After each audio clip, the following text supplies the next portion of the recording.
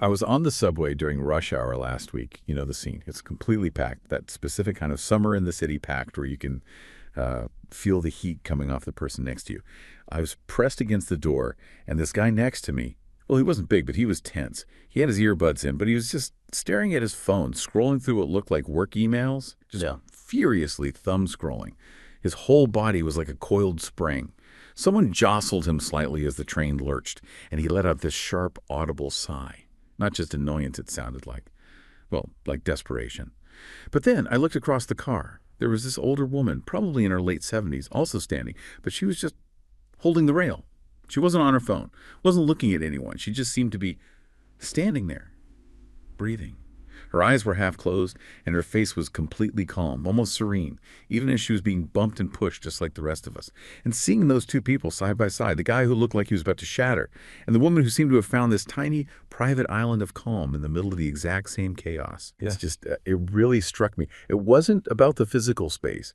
It was about something else entirely. It made me wonder how much of that feeling, that suffocating pressure, isn't actually coming from the outside, and how much of it is coming from, well, from us. That contrast wasn't about the physical space at all. It was totally about the internal state.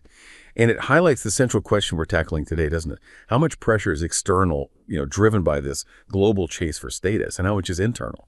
Like a mismatch between what we actually value and what we think we have to achieve. Precisely. Yeah, that's exactly it. We are diving deep today into the architecture of modern professional pressure. It's everywhere. We're exploring the mechanisms behind that feeling, that suffocating pressure you described. Specifically, we're looking at how societal expectations really drive burnout and lead to this kind of erosion of personal authenticity, especially in these high-pressure global industries. Okay, so the mission then, it's got to be more than just pointing out the problem, right? If the external world is constantly demanding we measure up to some invisible, crushing ideal, well, what's the internal architecture we need? How do we resist it? That's the core of it. We'll investigate the efficacy of things like self-compassion practices and cultivating authentic leadership styles, and how that enhances employee well-being, particularly within multinational corporations where the pressure can be immense.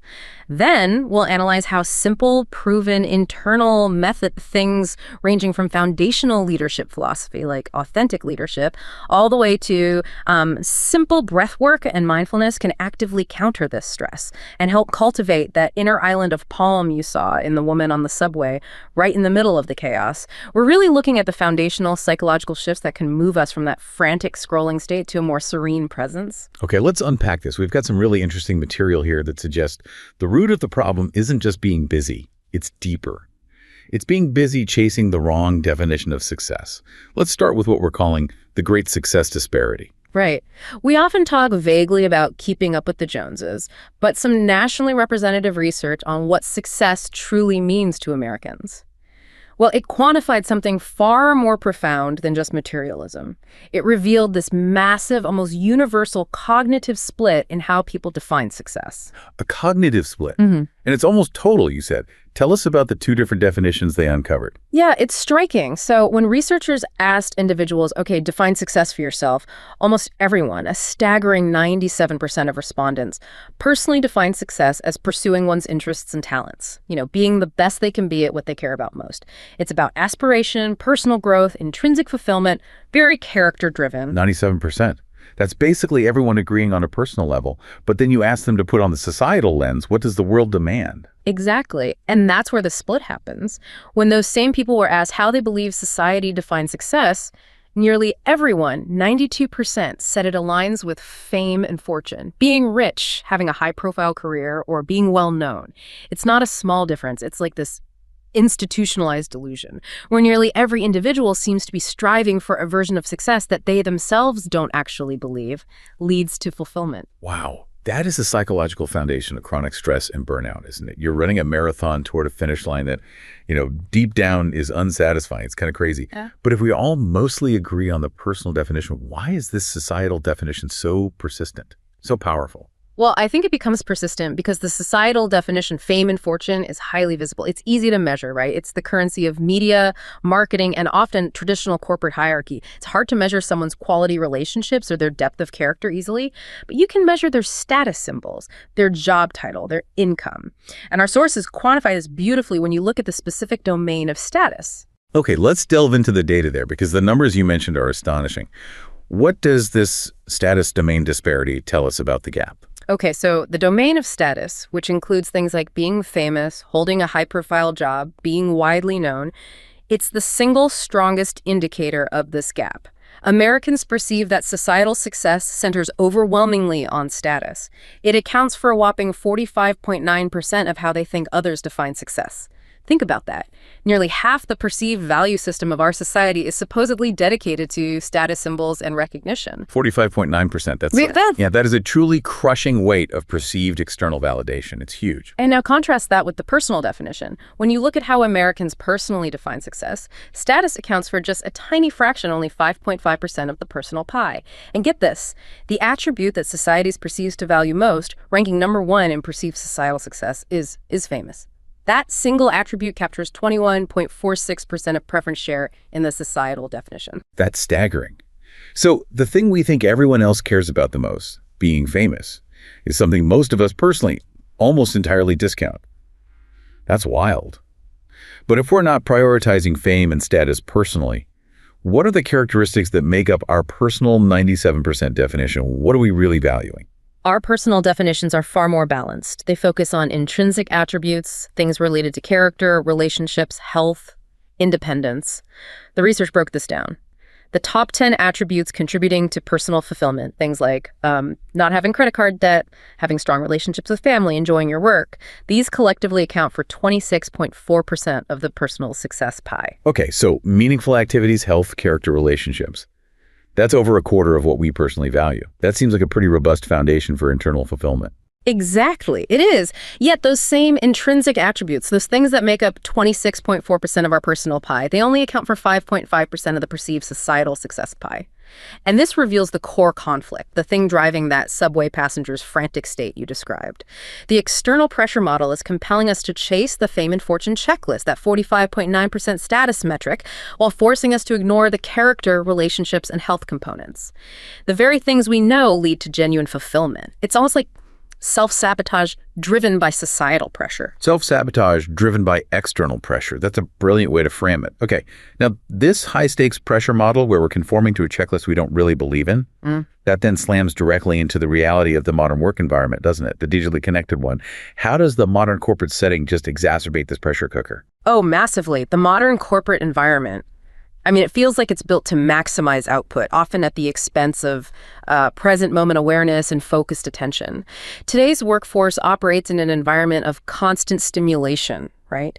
Mandatory multitasking, information overload. We are literally drowning in emails, instant messages, notifications, virtual meetings, all demanding continuous context switching. And the cost of that switching? It's got to be astronomical, cognitively speaking. It is. It leads directly to profound cognitive fatigue and distress. Every single time the phone vibrates or that email notification pops up, we spend cognitive energy switching gears, reorienting, refocusing. This constant pulling away from focused, meaningful work doesn't just kill productivity. It fundamentally erodes job satisfaction and overall health, because the brain is never allowed to actually rest or enter a deep, flow state.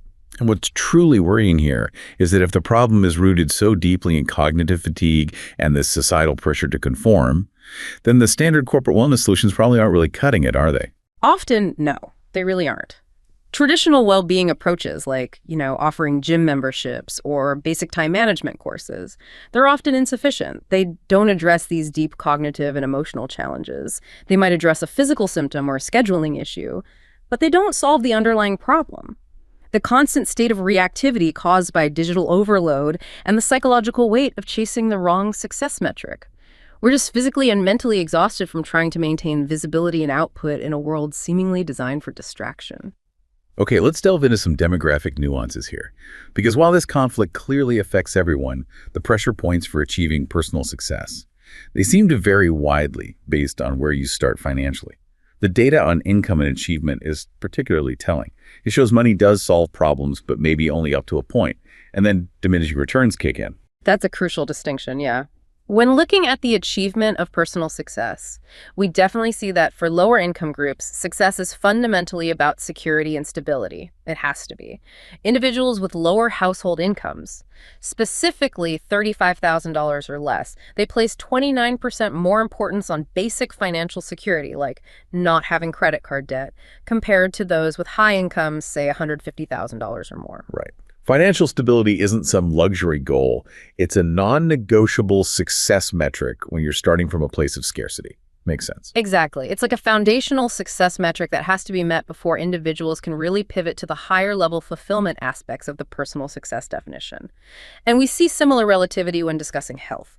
Respondents categorized as suffering, those with a really low well-being score, like 0-4, they place 2.5 times more importance on having excellent health insurance compared to those categorized as thriving. It really speaks to Maslow's hierarchy, doesn't it? If you lack basic security or health, those become your defining metrics of success. You have to focus there first.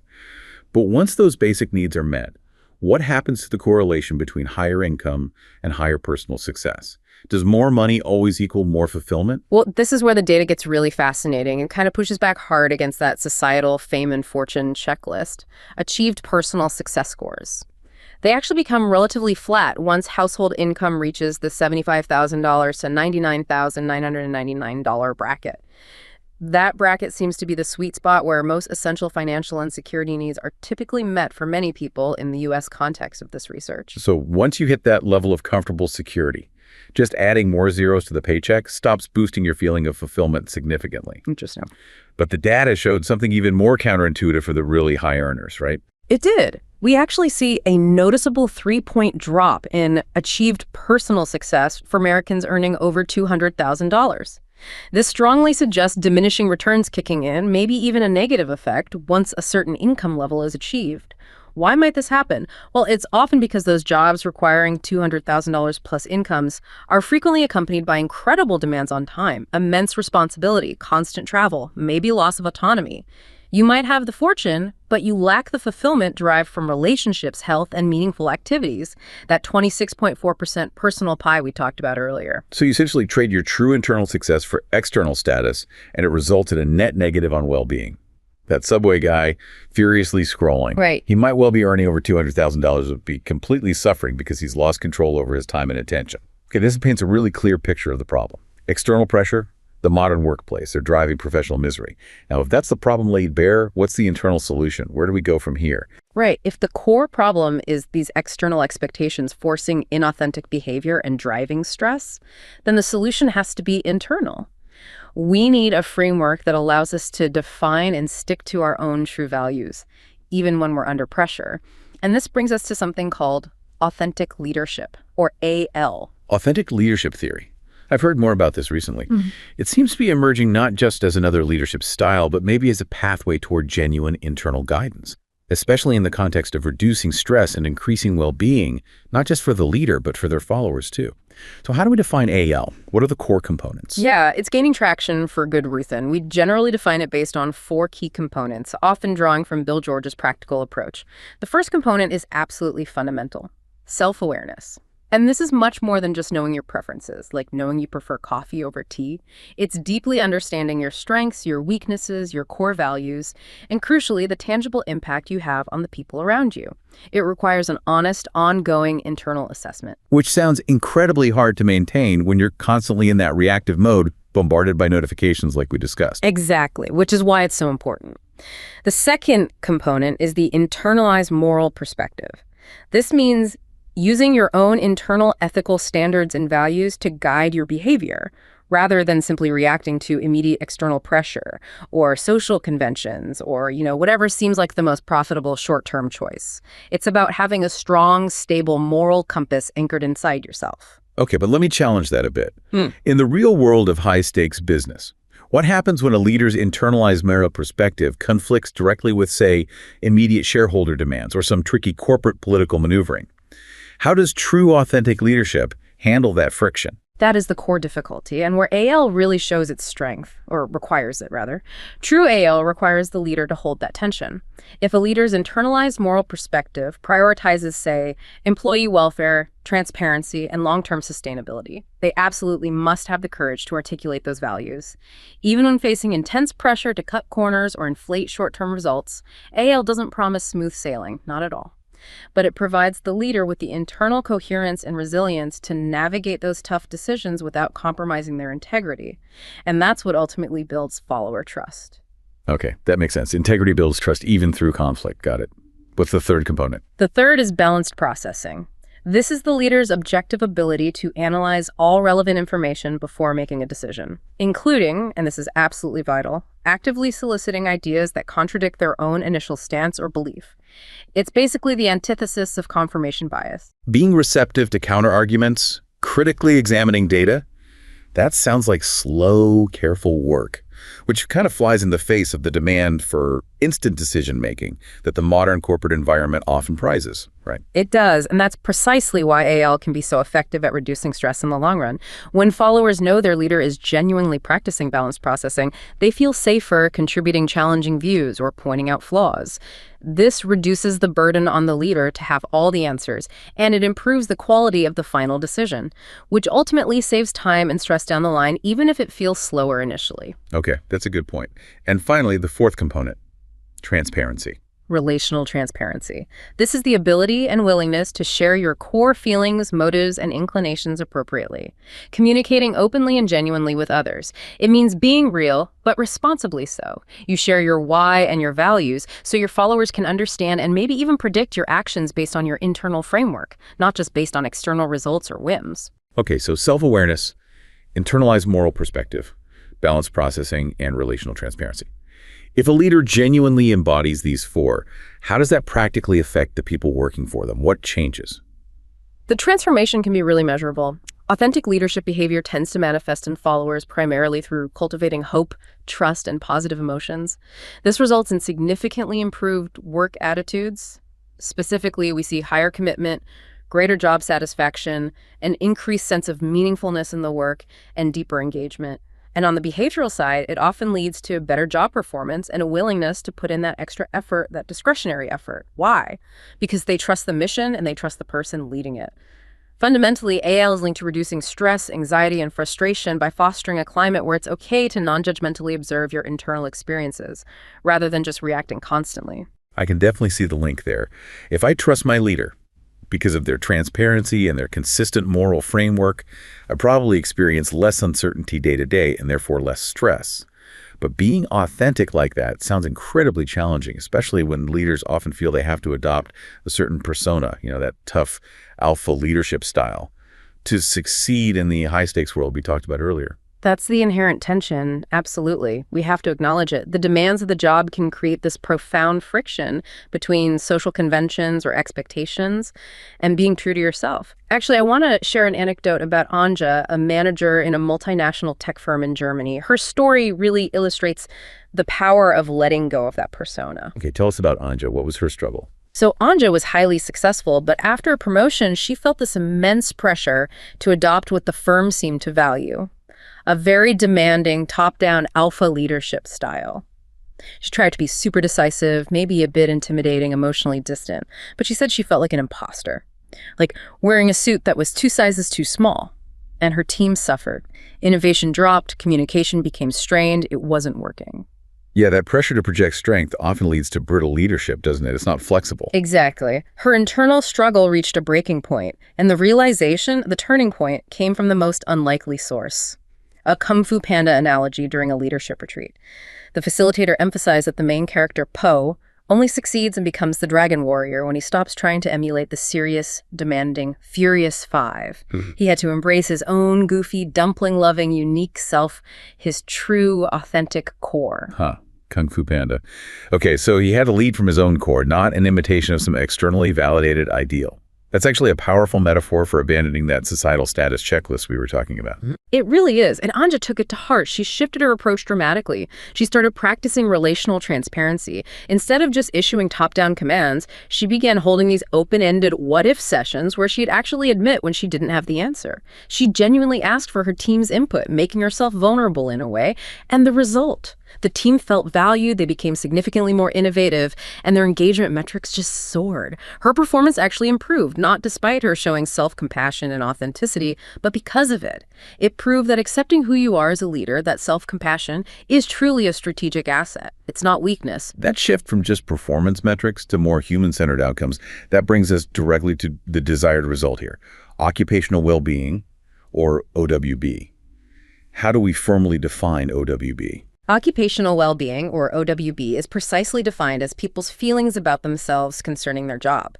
It's holistic. It reflects their overall job satisfaction, their perceived work stress, and the presence or absence of stress symptoms, like burnout. Critically, it moves the research focus away from solely measuring employee performance as the main outcome. It recognizes that sustainable performance is completely dependent on well-being. Okay, so let's look at the empirical evidence then. What do studies on employees who actually work for authentic leaders reveal?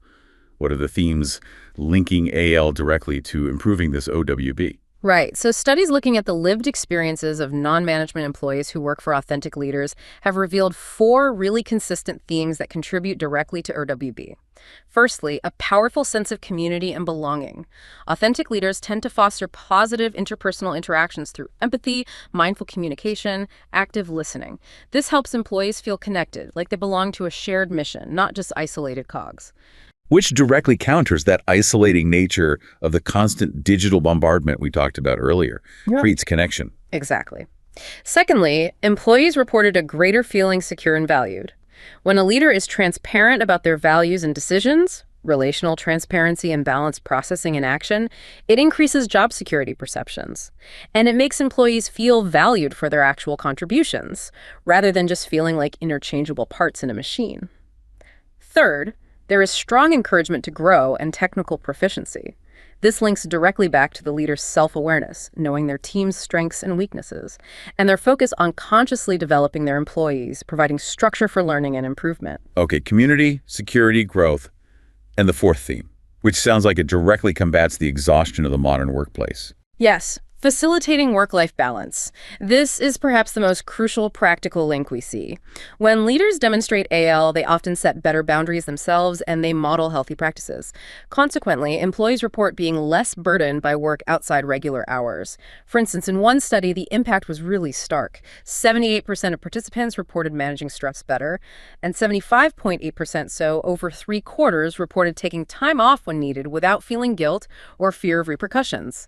AL fosters a culture where self-care is seen as acceptable, maybe even necessary, not penalized. 78% managing stress better. That is enormous leverage. If nearly 4/5 of your workforce reports that just because of leadership coherence, wow, that's a massive reduction in the potential cost of burnout. So synthesizing all these effects, you get this comprehensive model that's sometimes called the be-no-do assertion. That's right.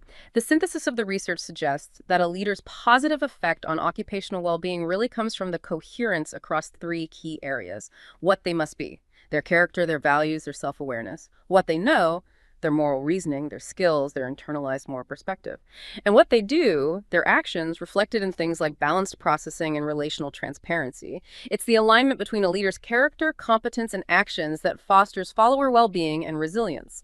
Any inconsistency in those areas, for example, knowing they should be transparent but doing something secretive, that erodes trust immediately and spikes follower stress. Coherence is key. Okay, so authentic leadership provides this really strong philosophical framework for managing that internal state. It helps us realize we should be focused on our character, our relationships, not just status and fame, but leading authentically, being self-aware, processing balancedly. That requires deep internal calm and self-awareness, doesn't it? How do we actually cultivate that internal foundation when the digital world is constantly bombarding us? We need practical daily tools to ground ourselves. And this is where mindfulness comes into the picture. Exactly. Mindfulness is the critical, tactical counterbalance to the digital distraction inherent in the modern workplace.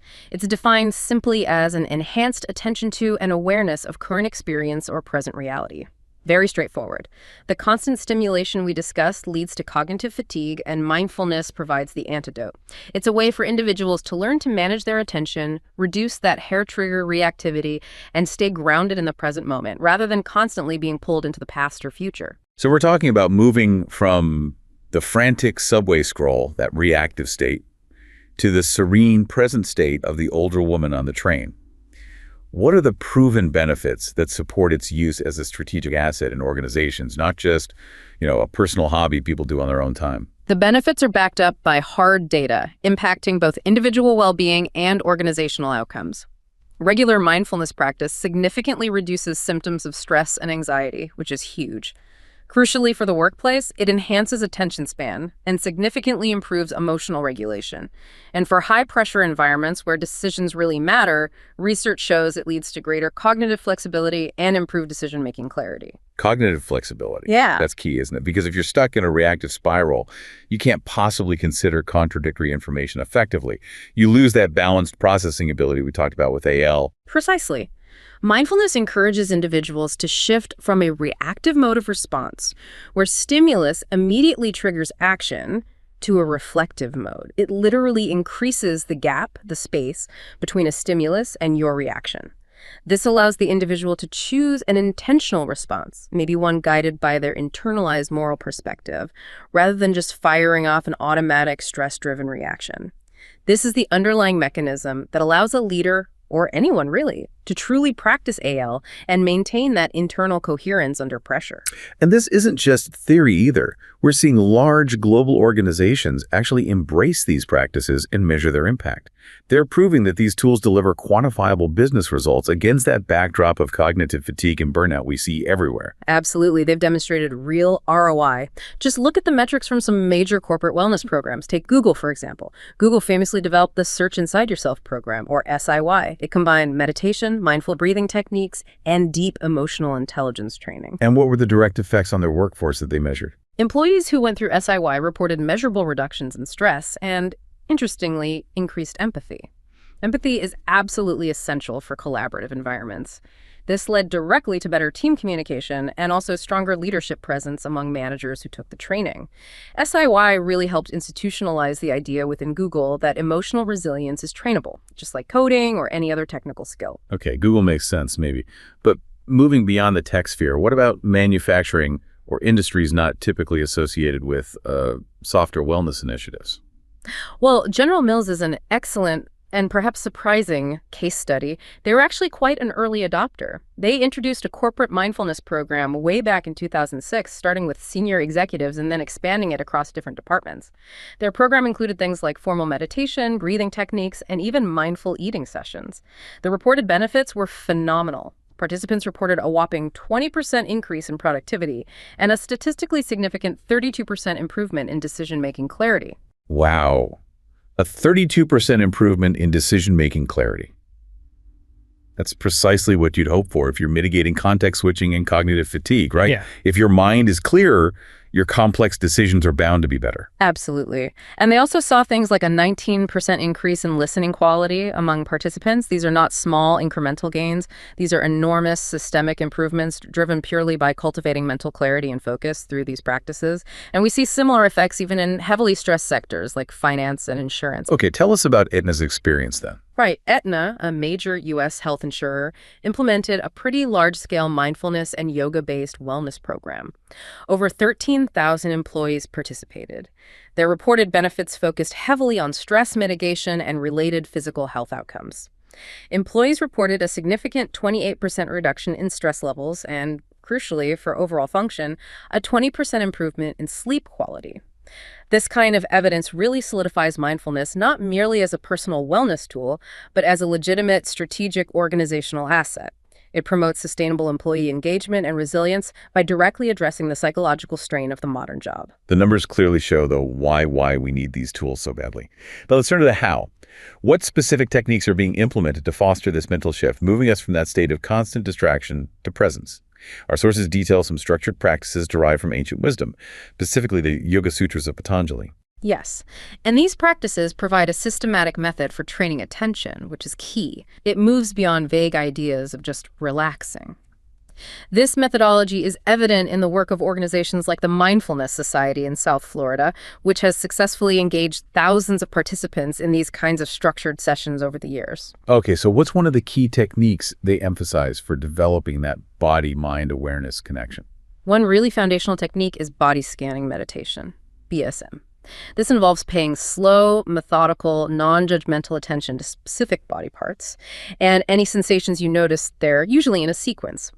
For example, you might move your awareness slowly from your left foot, up the leg, across the torso, down the arm to the hand, and then repeat on the other side, finally focusing on the neck and head. The purpose isn't to change anything you feel, but simply to become conscious of your physical atmosphere, your inner sentiments, your moods, and any hidden tension you might be holding unconsciously. That sounds like a really powerful way to ground yourself in the present moment. If the subway guy had maybe done a quick mental body scan, he might have instantly felt that coiled tension and realized he needed a moment of reflection rather than just reacting desperately with that sigh. Okay, and what about the formal approach to guided meditation they use? Right. The structured guided meditation steps often focus on preparing the body and mind for stillness, which is crucial for achieving that reflective mode we talked about. The process can often be broken down into 3 main stages. The first stage is posture. You sit erect, ideally with your back straight but not stiff, hands relaxed on your lap, and you gently close your eyes. The intent is to hold this posture steady for an extended period, maybe 15 minutes or so, without making any unnecessary movements. You're actively commanding your body to relax into stillness. Okay, so that initial physical stillness sets the foundation for mental calm. What's the next stage once the body is positioned and relatively still? Next often comes what's called the conscious body massage. This is a systematic mental process, not physical.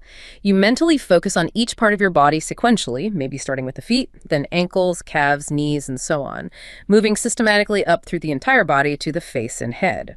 As you focus your attention on each part, you mentally repeat a word like relax, or just notice the sensations there. You're essentially moving your internal attention through the body to induce deep physical relaxation, releasing the kind of tension that subway passenger was holding. Right, releasing that unconscious holding. So after achieving physical stillness and then deep relaxation through this mental massage, the practice then pivots to attention itself. This leads to the crucial third step, conscious breathing. Precisely. Once you feel physically relaxed, you turn your full attention to your normal breath, just the natural rhythm. You follow the sensation as you inhale and exhale, specifically observing the feeling, maybe the coolness or warmth of the air, right at the tip of the nose for, say, 3 to 4 minutes. And we must be really clear here. This is not a breathing exercise designed to change the pace or the speed or the depth of your breath. It's not about control.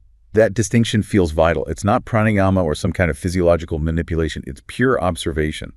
Why is observing the normal breath without trying to change it so important in this specific mindfulness context? Because the goal here is to observe the present reality without judgment or interference.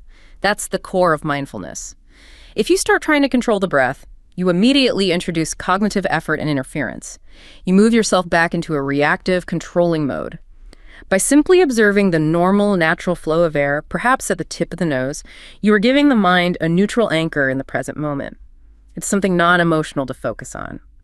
This allows the observer part of your mind, sometimes called the silent witness, to emerge. Okay, the silent witness. And what is the ultimate psychological goal of that full sequence? The stillness, the relaxation, and then the focused observation of the natural breath. The intended subsequent result is a calmer mind. Maybe not empty of thoughts, but with fewer thoughts, or at least thoughts that no longer carry the same weight of obligation or urgency. You become ideally that silent witness to the continuous flow of thoughts. If a thought arises about work or stress, you don't resist it, but you also don't engage with it or get swept away by it. You simply watch it flow through the mind, like clouds passing. This prevents that reactive spiral of cognitive fatigue and emotional hijack we discussed earlier. You learn, through practice, that a thought is just a thought. It's not necessarily a command to panic or act immediately. This is the core mechanism of emotional regulation being trained. This sounds like a necessary daily inoculation against the digital chaos we all live in. Okay, so for the listeners who's thinking, this makes sense, but how do I bring this back to my daily work environment? How can we translate these high-level practices and philosophical frameworks like AL and mindfulness into concrete, actionable shifts for individuals or teams? What are some small steps? Yeah, that's the key, making it practical. We can start with small, deliberate behavioral shifts that actively push back against the constant pressure of that societal checklist. On an individual level, one powerful but simple shift is to set weekly mindful intentions. These are small, measurable goals like, this week, I will pause for 3 seconds before reacting to an urgent email, or in my next team meeting, I will practice listening fully without formulating my response while the other person is still talking. These tiny actions reinforce that shift from reactive to reflective mode. Creating a deliberate moment of reflection that reinforces self-awareness and balanced processing, tying back to AL. Okay, what else? Another really practical step to combat cognitive fatigue is to actively schedule a tech-free hour weekly, maybe even just 30 minutes to start. This time is explicitly dedicated to creative thinking, deep planning, or strategic review, entirely without the constant intrusion of digital distractions. You're protecting your cognitive energy. This practice directly counters the culture of instant responsiveness that we know leads to burnout. Makes sense. Protect the focus time. And for teams looking to build that sense of community and relational transparency we talked about. Teams can adopt strategies like holding walking meetings outdoors during breaks, if the environment and weather permit, of course. Movement and being present in nature are proven stress reducers, and the change of scenery often fosters more creative, open, and collaborative conversation than being stuck in a sterile boardroom. It also models a value for well-being. Get people moving and talking differently. I like that. And finally, focusing on the human element during interactions. This links back directly to authentic leadership's emphasis on transparency and value. Absolutely. Teams, and especially leaders, need to practice mindful check-ins that focus on the person, not just the task list or the performance metrics. So instead of always asking, what are you working on, which immediately focuses on output and kind of perpetuates that status chase, try asking, how are you feeling today? Or maybe, what is currently your biggest challenge, personally or professionally, that I might be able to help with? This simple shift in framing prioritizes relational transparency and the employee's holistic well-being. It fosters that necessary sense of community and value that we know underpins OWB. This has been a really profound deep dive. We started on that crowded subway, didn't we? Observing that stark disparity between the frantic, almost desperate scroll and the quiet, serene presence. And we realize the tension often stems not just from objective hardship, but from measuring ourselves against this crushing societal checklist, fame, status, wealth, that honestly most of us don't even personally endorse deep down. What we really crave seems to be relationships, character, health, meaningful activity. Yeah, the great realization here, I think, is that the path to sustainable professional fulfillment really involves consciously choosing those internal metrics over the relentless external demands. And this internal choice isn't just wishful thinking, it's supported by adopting concrete frameworks like authentic leadership principles, leading with self-awareness, moral integrity, balanced processing, and transparency, and then grounding yourself daily. We've seen that powerful foundational techniques like structured breathwork and mindfulness are proven, evidence-based methods. They demonstrably enhance well-being, resilience, and focus, allowing leaders and followers alike to actually thrive, not just survive, amid the constant global chaos.